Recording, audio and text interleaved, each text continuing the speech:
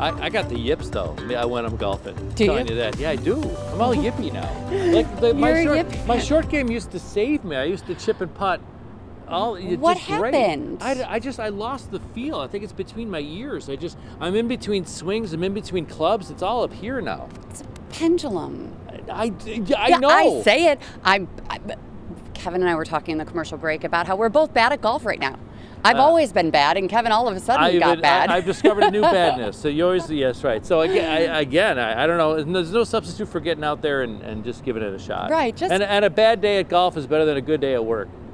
That is very true. And that's why I still continue to play. Even though I have yet to break 100 for 18 or break 50, it's just getting out and enjoying the day and spending time with friends and that's right. Whatever. When you're fine. I tend to punish myself. I do. Golf is flog spelled backwards.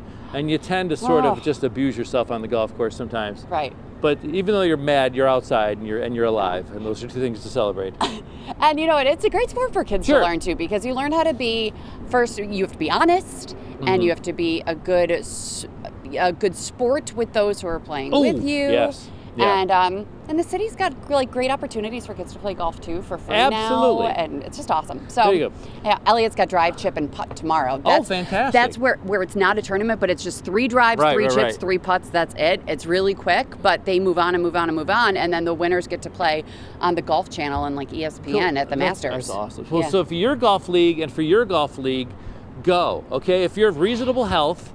Is it going to be this sticky all day, though? No, I'm up here on the roof with you now, and I feel like I can feel it. I know, and I felt like a liar when I came up here because I'm saying lower humidity levels, because the dew point is going to sort of descend, if you will.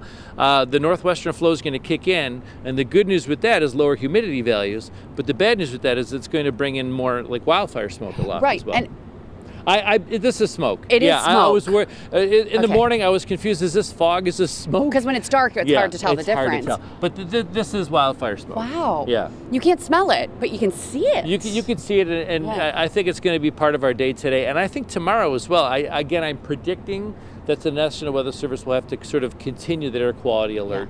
That's not just in Western New York. A couple years ago. I'm sorry to interrupt you. No, it's not going to be like 3 years ago, and you could smell the smoke, and everything was orange in New York City and stuff like that. It's not going to be that where everybody stay inside. It's not going to be like that. Okay. Yeah, but but if you have health compromises, bronchial issues, asthmatic bronchitis, the very old, the very young, reduce their time outside today. All right, I will head down and do the news, and also stay with us because it's just in about 15 minutes. We've got Councilman Rashid Wyatt here to talk about a really important community meeting that's happening today with Commissioner Erica Edwards. So we'll have that interview live coming up in just a few minutes. But Kevin, take it away with weather. All right, I think the first graphic is temperatures. I'm not sure. Yeah, there it is. 78 degrees in Buffalo, 78 in Clarence. Are we all in the 70s? Oh, I'll be in, how dare. Oh, Niagara Falls also in the 80s up there in the northern plains, if you will. 78 degrees in Buffalo, the pressure on the rise. The dew point still at 72, so it is muggy now. And yes, our temperatures will make it into the 80s, but the dew point will sort of fall back into the 60s, and then tomorrow I think even upper 50s.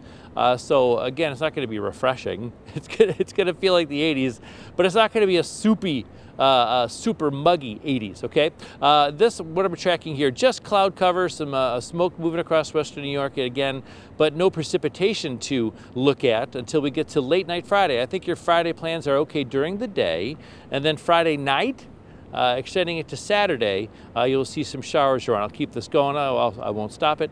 Friday, dry during the day, and then rain expected at night. And that'll be the story of our Saturday as well. The purples and the reds are, there's wildfire smoke across all of the Great Lakes, really, extending it to western New York, and for our viewers, of course, in Ontario and Pennsylvania as well. And you could see it extending into tomorrow as well. The AQI, Air Quality Index, the website is airnow.gov.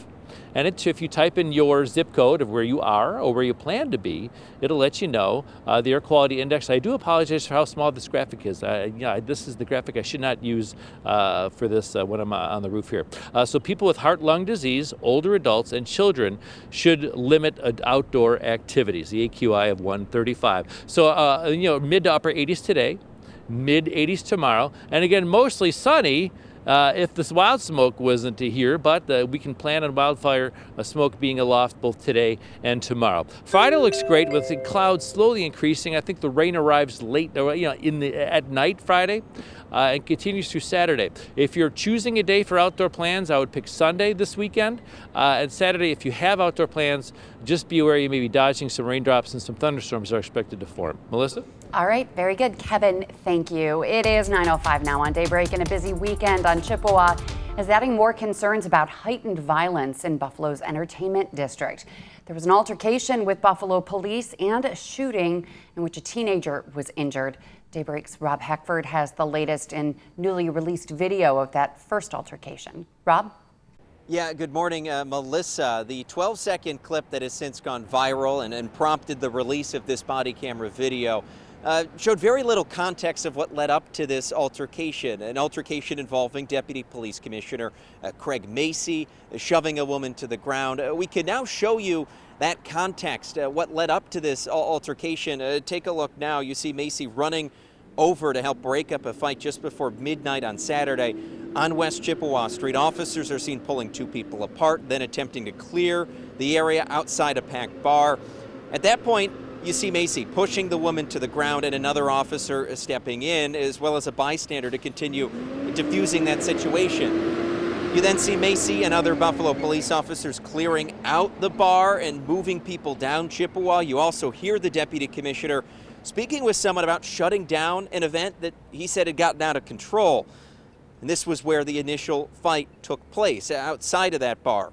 Now, in a statement, Commissioner Erica Shields saying, quote, "The footage makes it clear that the deputy commissioner was leading from the front and responding to an intense physical altercation between multiple individuals, including the woman who was pushed back as she attempted to re-engage." The Buffalo Police Benevolent Association, John Davidson, saying that morale has been low and officers are stressed. It sounds like multiple chiefs and DPC Macy went down to Chippewa to help augment the services and to keep morale up and do a really nice job trying to lead from the front. And it seems like, unfortunately, it just was still not enough to overcome the kind of crime spree we're seeing right now with the lack of officers and the lack of well-rested officers. Now, Buffalo police say now this incident will now be referred to internal affairs for further investigation.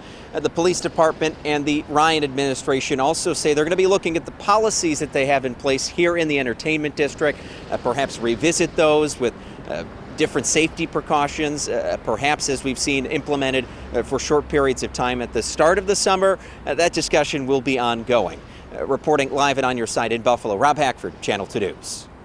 Rob, thank you. And in light of the uptick in crime this summer, Buffalo Police Commissioner Erica Shields and Councilmember Rashid N.C. Wyatt are inviting neighbors to a community meeting tonight. They'll be talking about public safety, crime trends, community policing, and quality of life concerns. And there will be time for residents to share feedback. The meeting runs from 5:30 to 7:30 at Westminster Community Charter School. You do need to RSVP by calling the number on your screen. And once again, Councilmember Rashid Wyatt is right here in studio with us, and we'll hear from him just coming up in just a few minutes right here on Daybreak. We're learning new details from prosecutors on the investigation of a former pastor who admitted to raping children. And we're also hearing from the leader of the church who says he's outraged. The Erie County DA's office says it first learned of the allegations against John Camardo III back on June 23rd. And on Monday, he immediately pleaded guilty to all of the charges he faced. Camardo formerly was an executive pastor at the megachurch chapel at Cross Point in Gettsville. Yesterday, Pastor Jerry Gillis with the chapel spoke on WDCX radio about Camardo's actions. There is a seething rage in my stomach right now. Mm-hmm. And I don't want to lead in anger. That won't be helpful for anybody. But I am angry. I don't know how else to say it. I'm angry that people that I love have been hurt. Now, the DA's office says Camardo faces between 6 to 8 years in prison when he's sentenced on September 10th.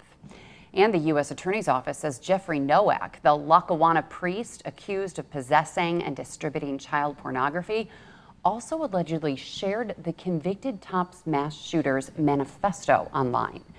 Nowak appeared in court Monday, where we're told federal prosecutors claim that he distributed the document written by Peyton Gendron that laid out his plans and motivation behind the racist attack. Nowak remains in jail. Investigators say he was linked to an online group viewing and sharing images showing sexual abuse of children. He was placed on permanent leave from the diocese in 2019. A former staff member at Our Lady of Victory Learning Center accused of abusing a student is due in court this morning. A pretrial conference hearing for Chanel Willis was scheduled to start just a few minutes ago. She was arrested back in February and placed on leave after she allegedly hit a 7-year-old child back in October. The Learning Center says the alleged incident was caught on school security video. Willis is charged with 3 counts of endangering the welfare of a child, and she pled not guilty to those charges. It is 9:10 now on Daybreak, and a popular annual event will not be returning to the Buffalo Zoo this year. The 2026 Zoomagination Lantern Festival has been canceled. The event artisans had their visa applications denied. And according to the zoo, artisans from Tianu Arts and Culture travel here from China every year for the event. So when their visas were denied, the zoo says it worked really hard with the artisan partners on a backup plan, but nothing could be done in time for the show. Zoomagination has brought tens of thousands of visitors to the Buffalo Zoo since it first started in 2022. Crews in the town of Tonawanda will be repairing a water main break on Parker Boulevard today between Moore and Harrison Avenues.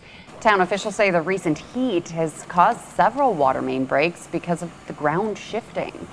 The road is expected to be reopened later this afternoon once they finish up that work. Now, if your water is discolored, officials say it actually is safe to use and it should clear up by running cold water for a few minutes. All right, stay with us. We'll have much more coming up right after the break here on Daybreak. Welcome back. Well, as we mentioned, a recent wave of crime and violence has much of Western New York talking.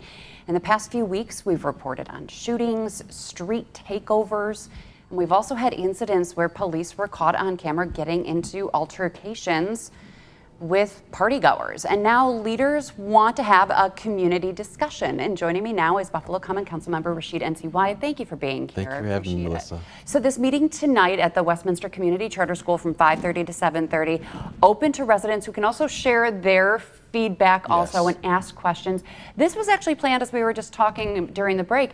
You had this planned way before this uptick in violence and what's happening on Chippewa in the party district, right? Yeah, she agreed to this during her confirmation hearing, which I was happy to hear. And then maybe about 6 weeks ago, we actually finalized the date and the location.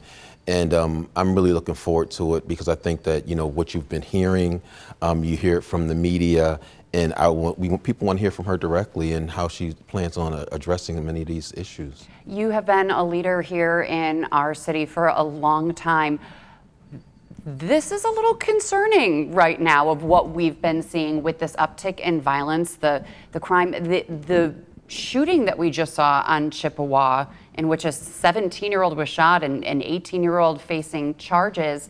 There were 4 guns found in that parking lot right near the Chippewa Party District. How concerned are you right now about not only what we're seeing on Chippewa, but throughout the rest of the city as well? I think we all should be very concerned. And to me, it's not just a matter of let's add more police. It's about what are we doing to address the issues as it relates to our young people? Mm-hmm. What are we doing to address the issues as it relates to our seniors? It seems that we've taken a lot of dollars away from those programs and organizations that could help us. And we're talking about let's invest more in our police. Let's pay more overtime. And I don't agree with that motto. I think that when we start looking at this holistically and really looking at the things that have been taken away from our young people to recreate, you know, they don't have a skate center to go to like we used to when I was younger, you know, bowling alleys.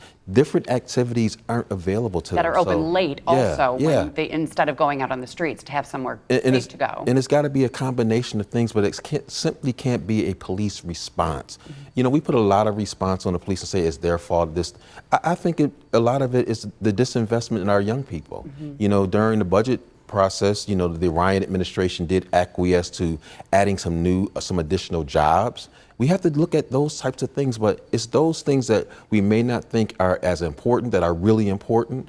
And again, I think Councilmember Everhart had a community conversation, and that was, I think, very successful, that people did come out because they cared. And I think we have to expand on that and break it into actionable things, because we've had a lot of meetings, but what are we going to do about it? That was my next question for you. Yes, we heard from Councilwoman Everhart, who had that community meeting, as you said, and people said, we want more activities for kids. You're doing the same today. I'm sure we'll probably hear many of those same things at your meeting with Commissioner Edwards today. But when you take those things to the city and say, we want to have more places for kids to go, more things for kids to do, what kind of response do you expect to get from the city? Well, I hope that we had a good response, because the mayor has talked about change. Well, this is real change, and it comes from grassroots.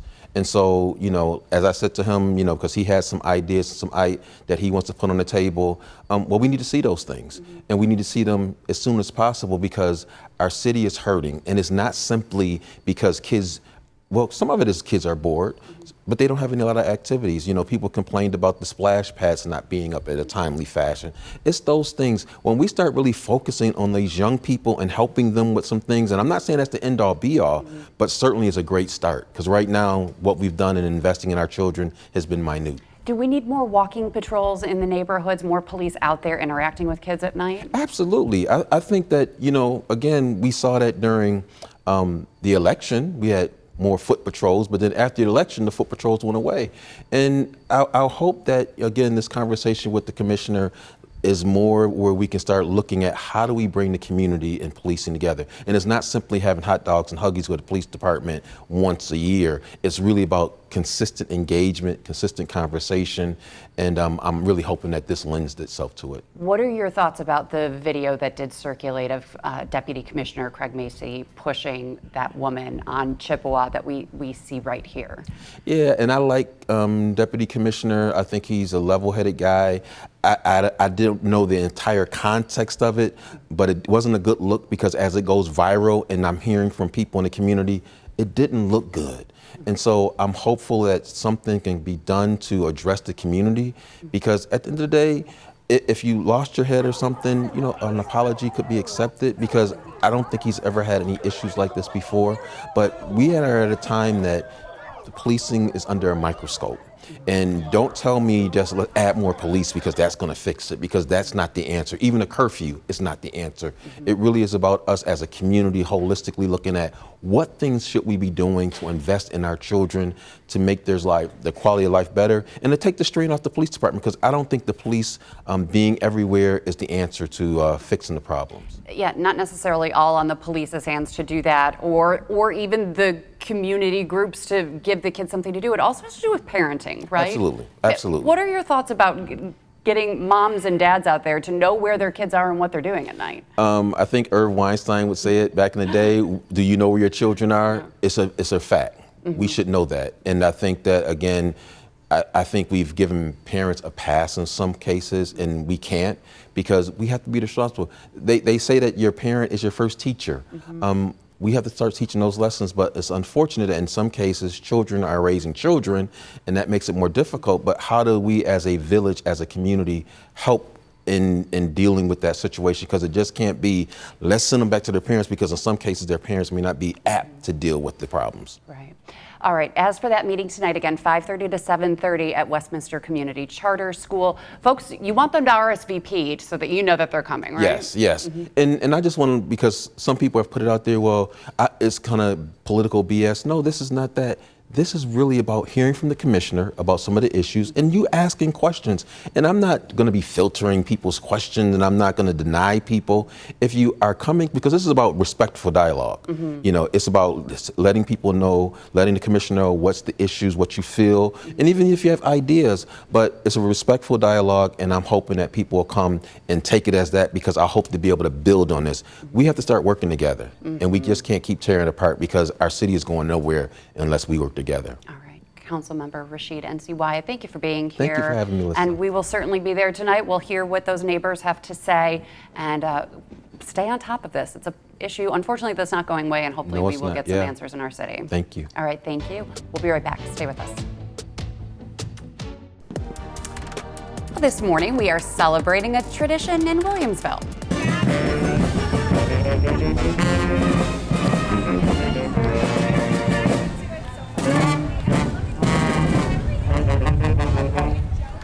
This year's Old Home Days Festival is officially underway. It kicked off last night, continues through Friday. That was the parade that went down Main Street, but of course the carnival continues through Friday at Island Park, which I kind of grew up going to it. And Really? I was when I was a little kid, I thought it was so big.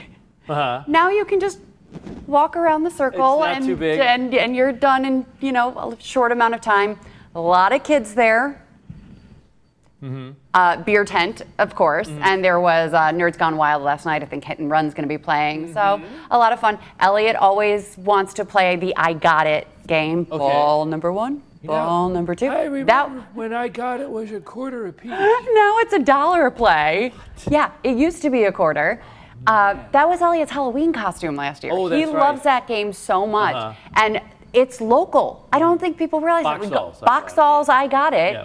And Pete did a story about it last year because they had pictures and I was talking to them and they shared their story. And so it was just, I love them. And when we go in, it's, hi, Elliot. Like they remember him because this kid spends all of his money. I give him a little. I'm like, I'll give you this much, but anything after that, Got to keep an eye on that. it's on you. Got to keep an eye on you. He's a gambler. Oh, you got to keep an eye on that. So, yeah, did he win? No, he brought a friend who played yesterday, and the friend won for the first time. Oh, but you know what always. Elliot did win? It's beginner's luck. Fish. What? Fish game.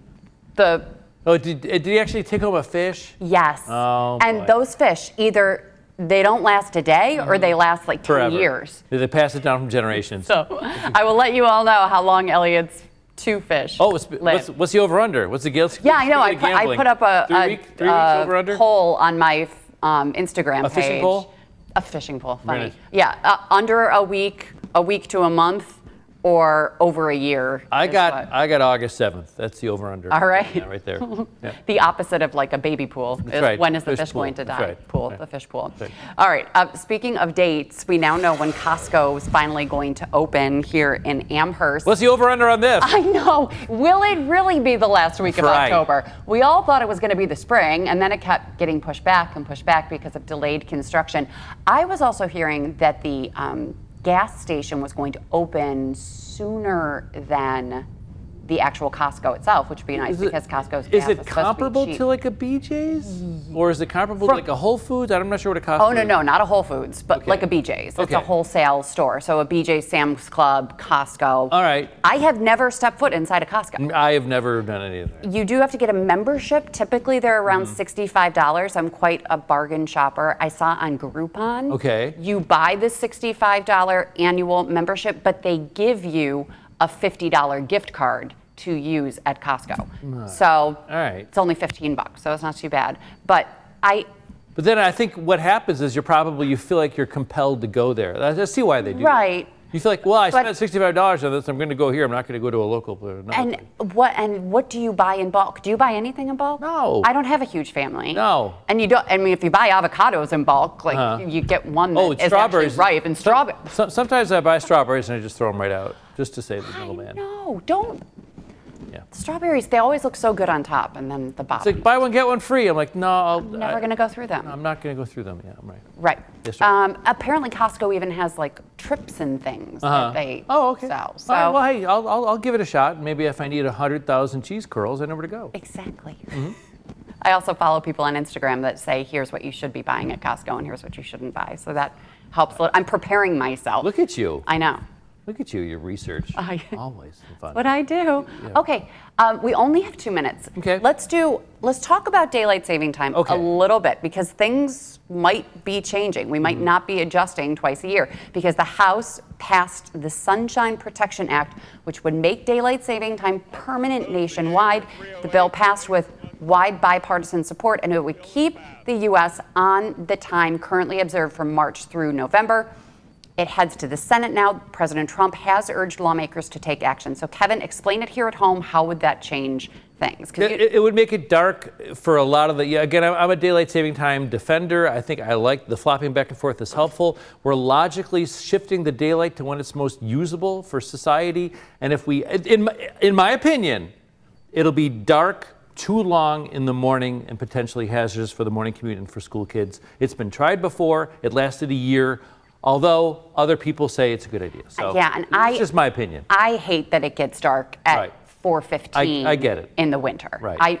I get it. It brings me down. It brings right. my mood down. I don't want to leave the house because it's dark. Mm-hmm. So I would rather have it be dark later, but I understand how that could be dangerous for kids Right. waiting out at the bus stop. Right. In Yeah. the dark It's- until 8:45 a.m. It's not the clock that makes the daylight shorter. It's simply our place in space. You know what I mean? The daylight's going to get shorter anyway, so we need to shift the daylight to when it's safer for everybody. But then again, that's just my opinion. We'll see what happens. Yeah. The fact that Congress agrees on something should be a problem. You know what? It's a very good point. You never really see wide bipartisan support for something, so it does have us all scratching our heads. We'll see. We'll see what All happens. right, Kevin, thank you. And we'll talk more about it as we learn more about it. Kevin, thank you. And see, we can agree to disagree on something and not have to fight about it, right?